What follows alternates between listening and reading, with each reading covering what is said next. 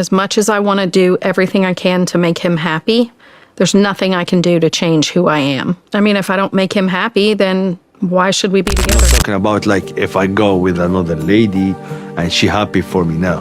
I'm talking about if she see my kid, probably she'd be happy for me. So I wanted to talk about what happened at the campfire the other night. Why? And, something that really hurt my feelings was that he just wants a real wife. She wanted to put me like under control because I am leaving her country, plus we have a different age. Still capable. I still had eggs, and I thought we could do the surrogacy and have kids. And then we found out that it was against his religion to do surrogacy. It is hard. I want a kid from Rebecca for sure, but she can't do that. It's not her fault. It's the God. I am so incredibly grateful. You already cried, huh? Say it. Cry. For how patient you really are. I'm not talking about like if I go with another lady and she happy for me now. I'm talking about if she see my kid, probably she'd be happy for me. Maybe. Rebecca walked into that therapy session worried that Zied might eventually leave her, but I don't think even she expected the conversation to expose a problem this big. Because after years of jealousy, arguments over control, cultural differences, cheating suspicions, and questions about whether Rebecca is somehow failing as a wife, we finally got down to the issue underneath almost all of it. Zied cannot promise Rebecca that he will never want a biological child. And I think that changes the entire way we need to look at this marriage. Because this is not simply another story about Rebecca being jealous. And despite how dramatic it sounds, I don't think it's completely fair to say Zied has suddenly decided he wants to run off and have a baby with another woman either. What he is actually saying is almost more complicated than that. He loves Rebecca. He wants to be with Rebecca. But he cannot guarantee that the version of Zied sitting there today will feel exactly the same about fatherhood 5 or 10 years from now. And Rebecca cannot live comfortably with that uncertainty. That's where this gets really difficult. Because Rebecca isn't just asking, "Do you love me right now?" She's asking, "Can you promise that nothing about the future will ever make you choose a different life?" And Zied won't make that promise. So now we have to ask some uncomfortable questions. Is Rebecca's jealousy really about other women? Or has she been terrified all along that someone younger could eventually give Zied the one thing she physically cannot? Did Rebecca ever truly believe she could handle the second wife idea they discussed before? Or was that desperation talking? And if Zied eventually decides that becoming a father is non-negotiable, is there actually any version of this marriage where neither one of them gets completely crushed? Because for once, I don't think this is a 90-day problem that can be solved by better communication, a romantic date, or one emotional therapy session. There may genuinely be no compromise. And that's what makes Rebecca and Zied's situation so much more serious than another fight around the campfire. When they get into therapy, the atmosphere between them is already bad. They haven't really been communicating since their previous argument. And Rebecca is clearly carrying hurt from the whole real wife conversation. She questions whether she can even make Zied happy. And that's an important statement, because Rebecca isn't saying, "We had a disagreement." She's already jumping to the bigger question. If I cannot make this person happy, why are we even married? Then the conversation starts pulling together issues that initially seem separate. Zied says he wants more time with his wife. He wants Rebecca to spend time with him after work. He talks about feeling controlled.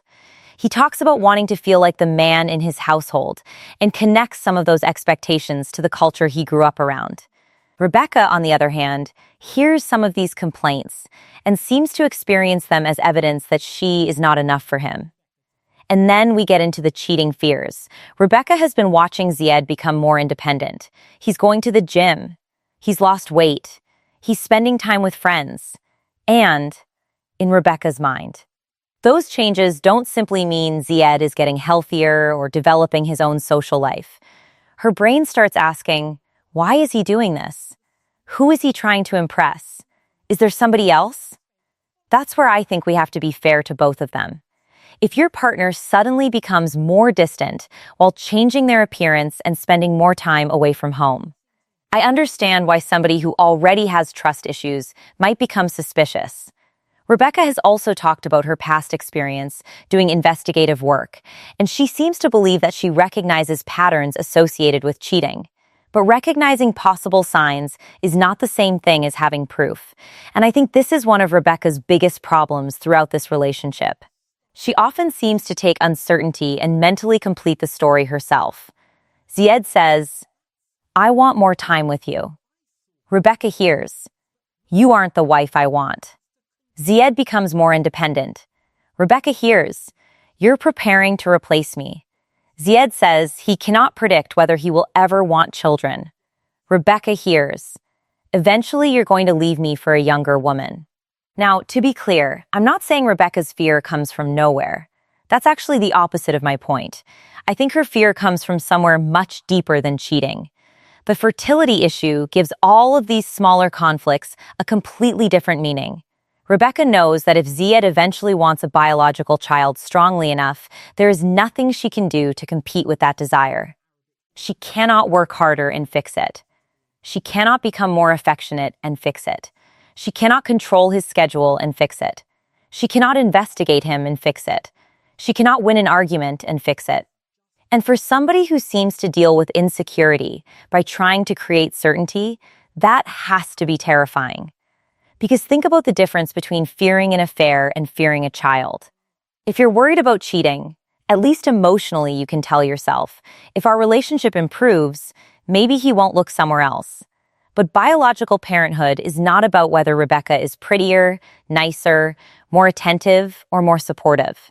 Another woman could theoretically offer Zied something Rebecca cannot offer, regardless of how much he loves her. That means Rebecca's real fear may not be, will Zied cheat on me? It may be, what if I am completely replaceable in the future he ultimately decides he wants? And once you see the situation through that lens, suddenly a lot of Rebecca's behavior makes more sense, even when you don't necessarily agree with how she handles it. The gym suddenly isn't just a gym. His friends aren't just his friends. His independence isn't just independence. Each change becomes evidence in Rebecca's mind that Zied is building a life where he doesn't need her as much as he once did. And that is where the age difference finally becomes much more serious.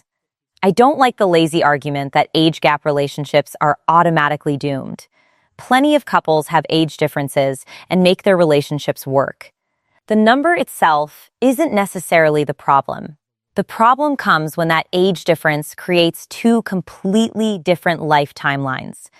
Rebecca and Zied have a 22-year age gap. That was always there. When their relationship began, it created obvious questions. People talked about attraction. They talked about Rebecca's insecurity.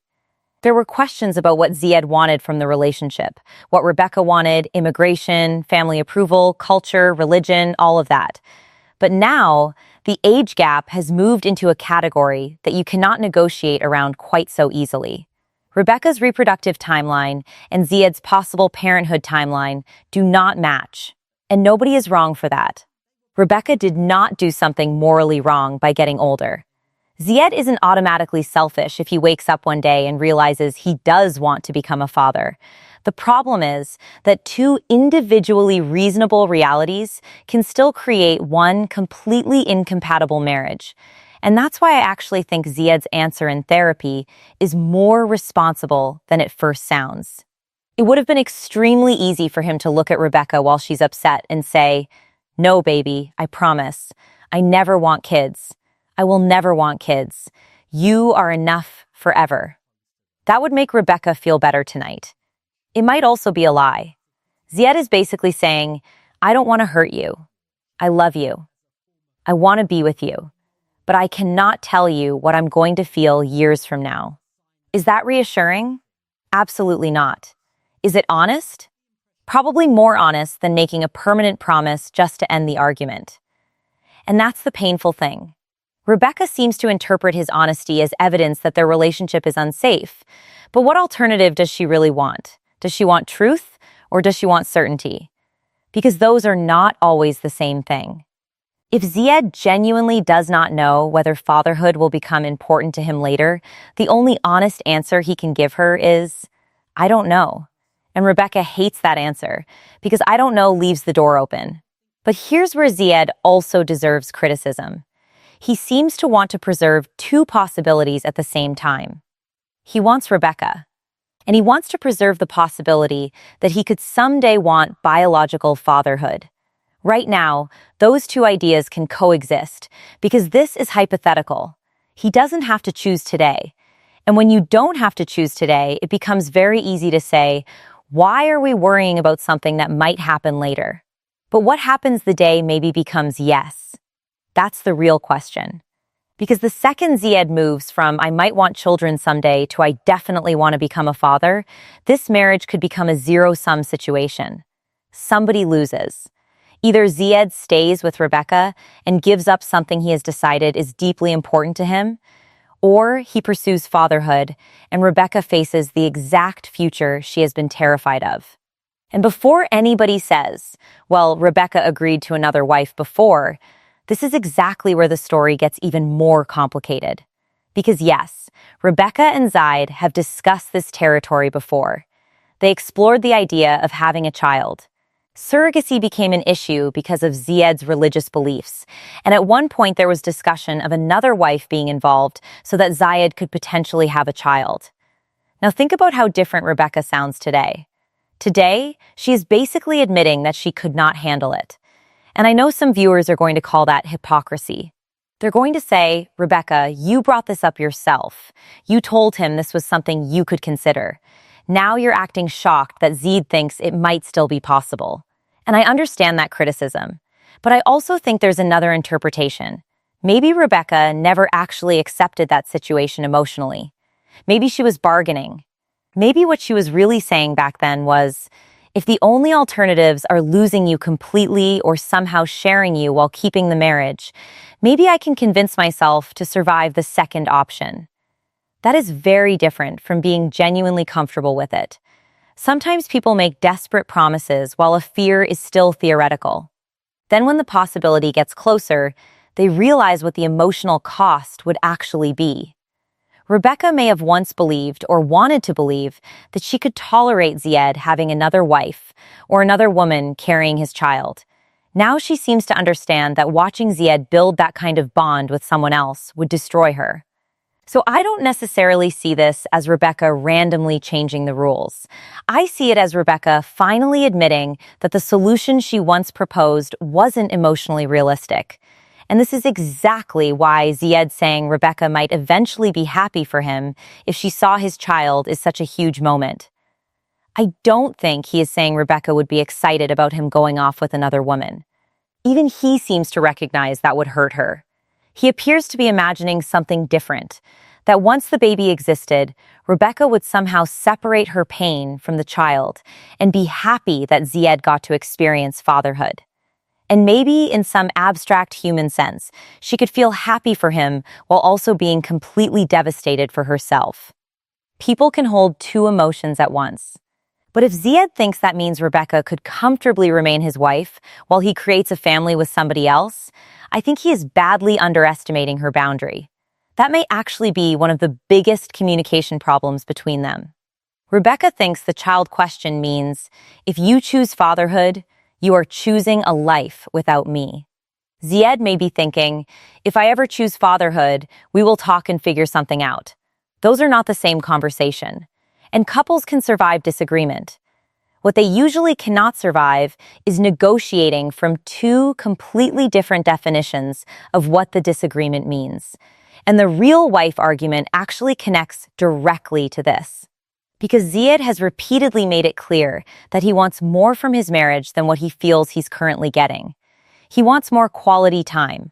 He wants Rebecca around more. He wants emotional closeness.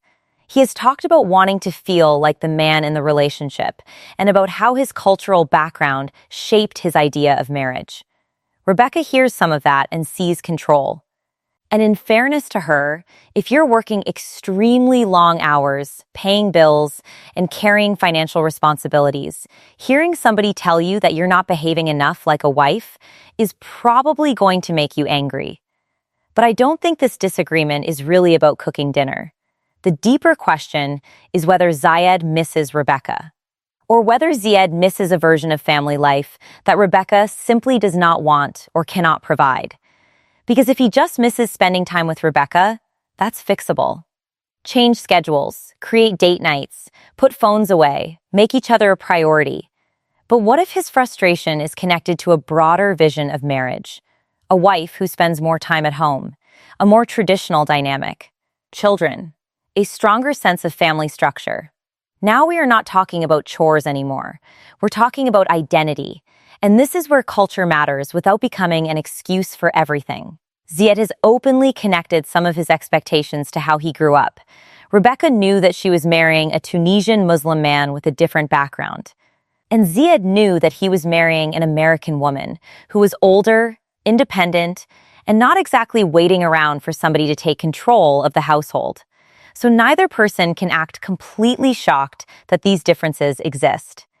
The real question is whether they originally believed love would make those differences less important than they eventually became.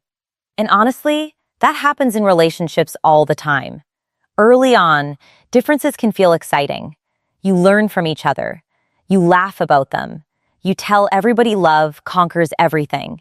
Then years later, the exact same differences become exhausting because now you're deciding how to live every day. Who works? Who stays home? What does a husband do? What does a wife do? Do you have children? How do you raise them?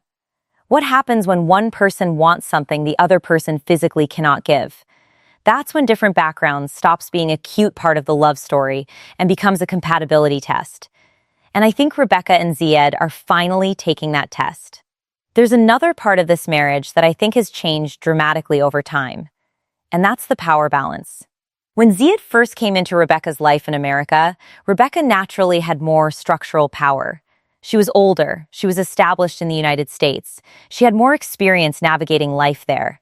She was involved in the immigration process. She had the financial and social environment Zied was entering. Zied was the younger person moving into Rebecca's world. That's not me saying Rebecca intentionally controlled him because of that. I'm talking about the situation itself. When one person moves countries to join another, dependence is almost inevitable at first. But years have passed. Zied has a life in America now. He has friends. He goes out. He has his own routines. He's changed physically. He is no longer the same person landing in Rebecca's environment and needing her for nearly everything. And I think that changing independence may be incredibly important to Rebecca's insecurity. Some fans have made exactly this argument. They see Rebecca getting more anxious as Zied becomes fitter, more confident, more social, and more independent. That's fan interpretation, not confirmed fact. But I think it's worth discussing because psychologically it makes sense as one possible explanation. Rebecca may have spent years worrying that Zied needed her for the wrong reasons. Now she seems terrified of what happens when he doesn't need her in the same way anymore. That is a brutal transition, because dependence can sometimes masquerade as security. If your partner needs you to navigate life, maybe part of you feels reassured that they cannot easily leave.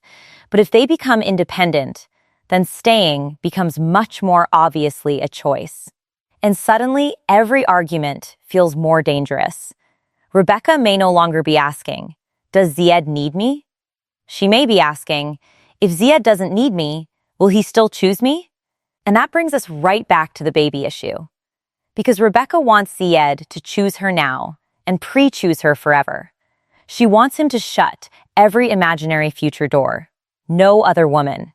No future child. No alternative family.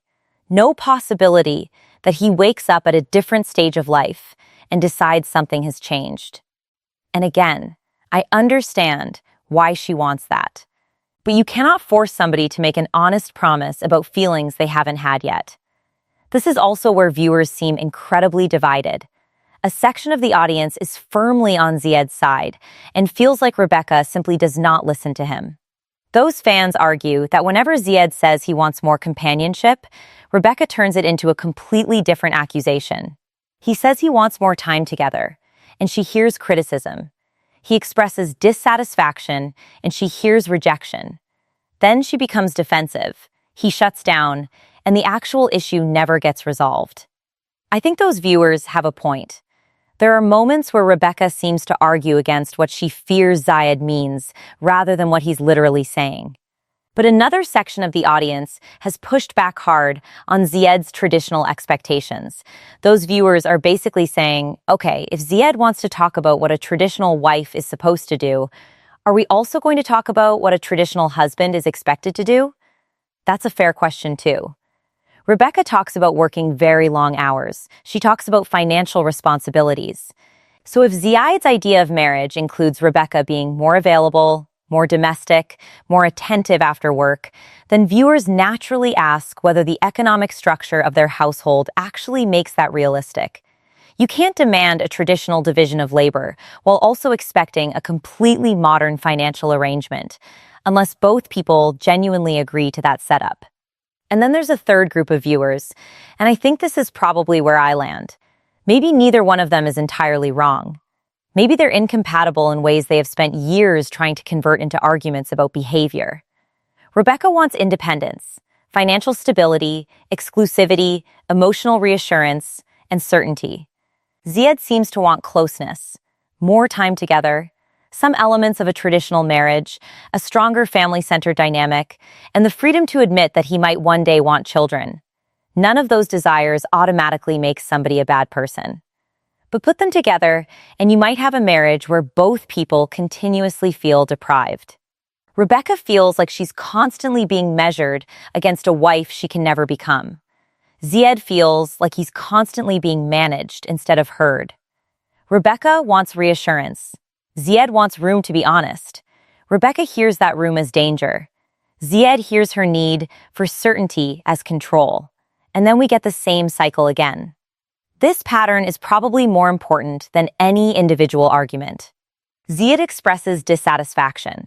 Rebecca interprets the dissatisfaction as evidence that he wants someone else or that she's failing him. Rebecca pushes harder for reassurance. Zied struggles to explain himself, becomes frustrated, or withdraws. His withdrawal makes Rebecca even more suspicious. Eventually they soften, they reconnect, they remind each other that they love each other. Everybody breathes. And then the original issue is still sitting there.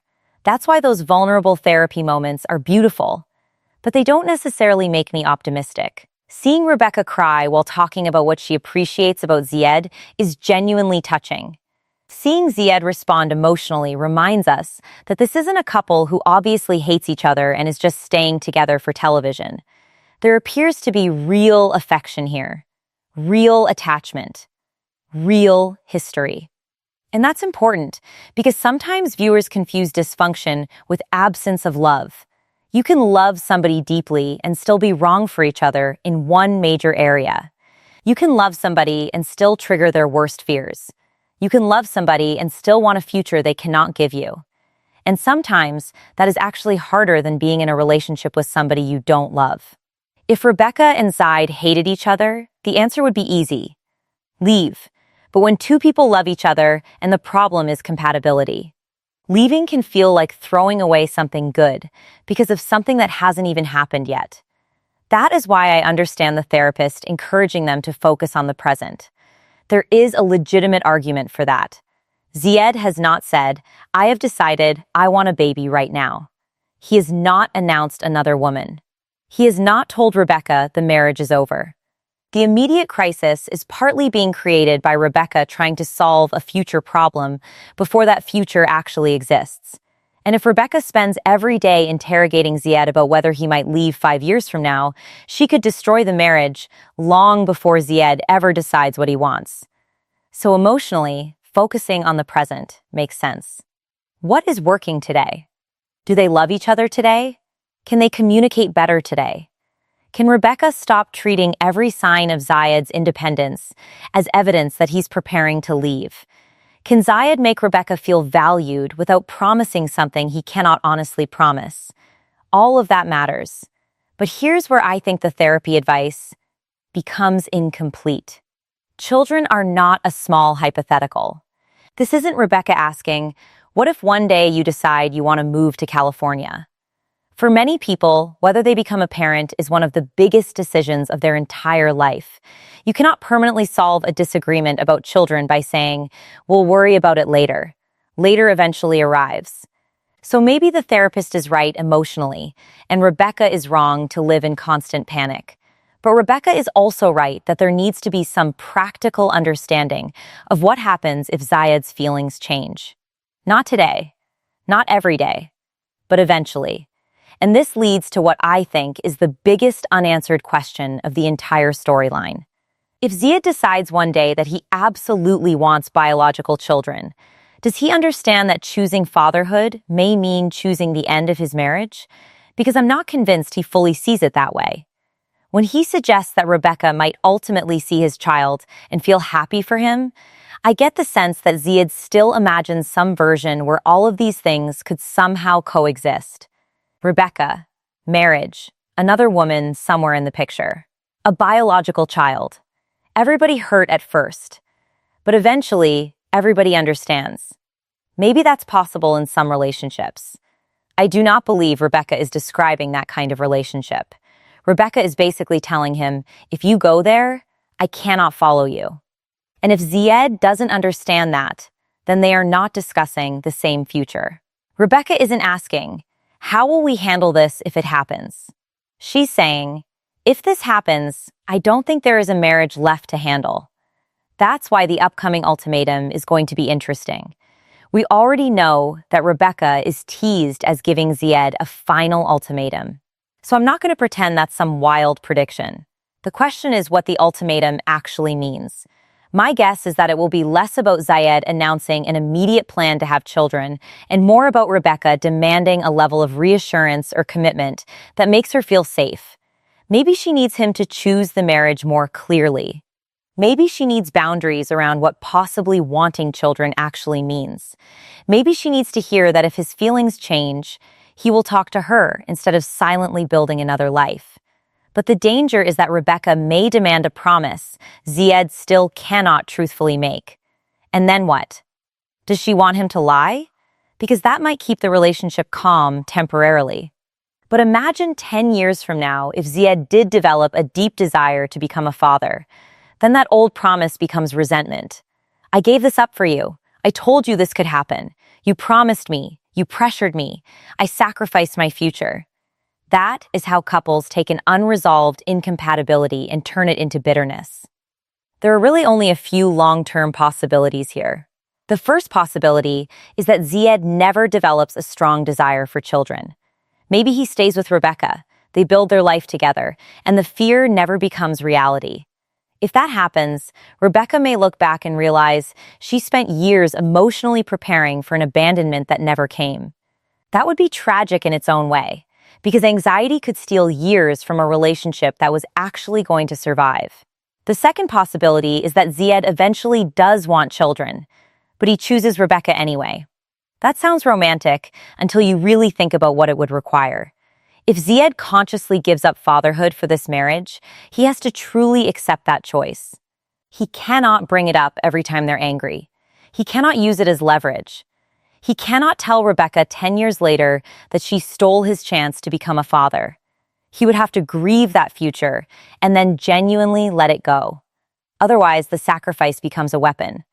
And Rebecca would probably spend the rest of the marriage wondering whether he secretly resents her. The third possibility is that fatherhood eventually becomes essential to Zied.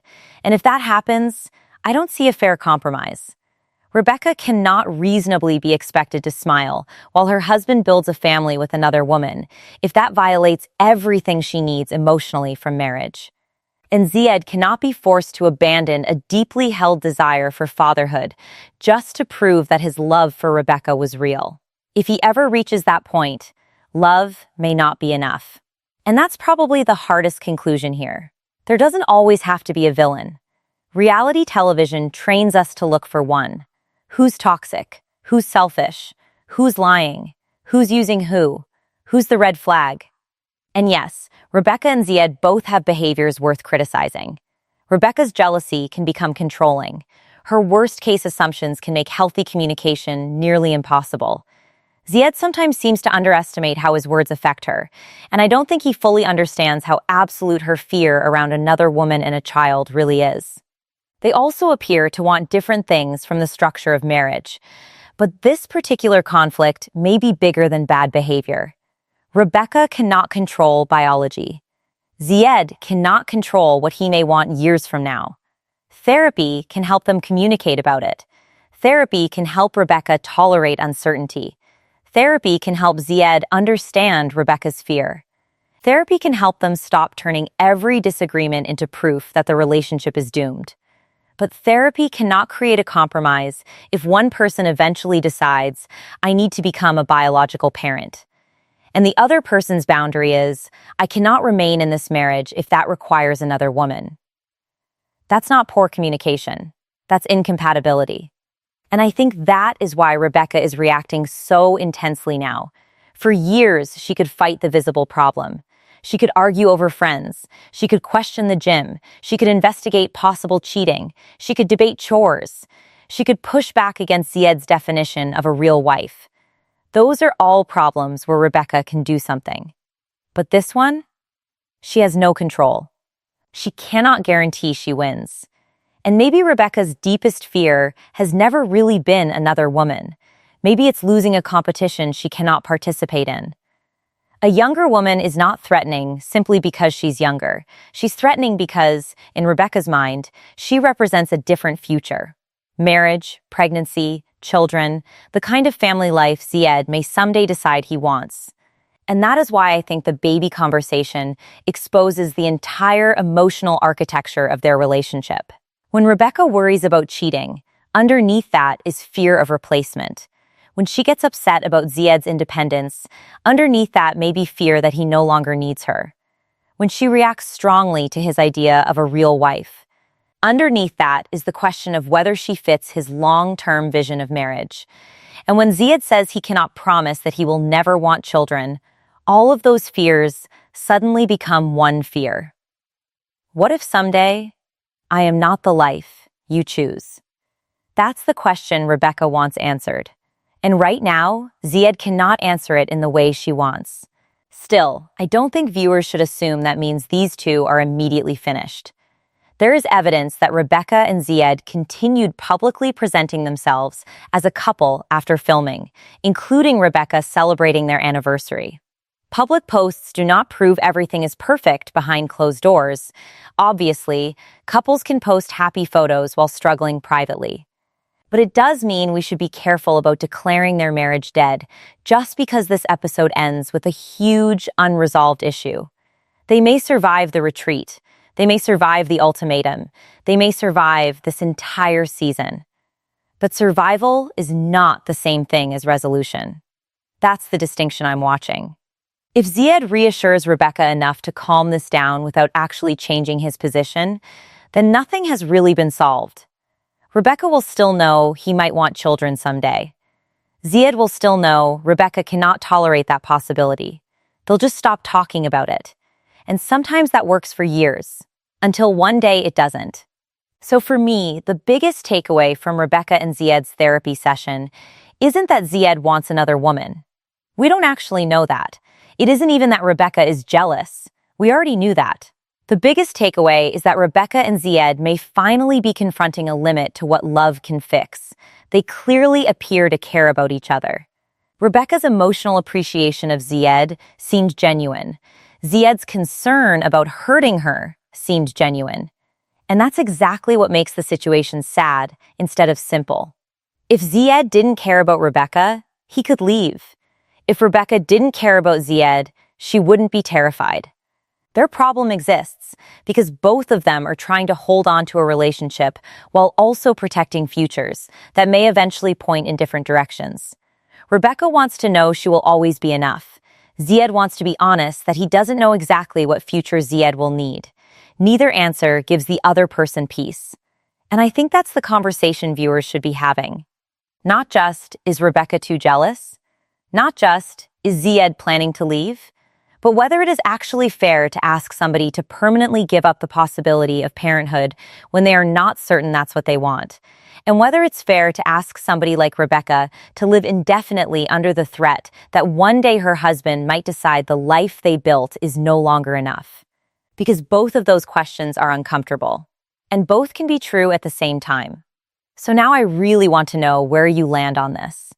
If you were Rebecca, could you stay married to somebody who loves you today, but honestly tells you he cannot promise that he'll never want biological children in the future?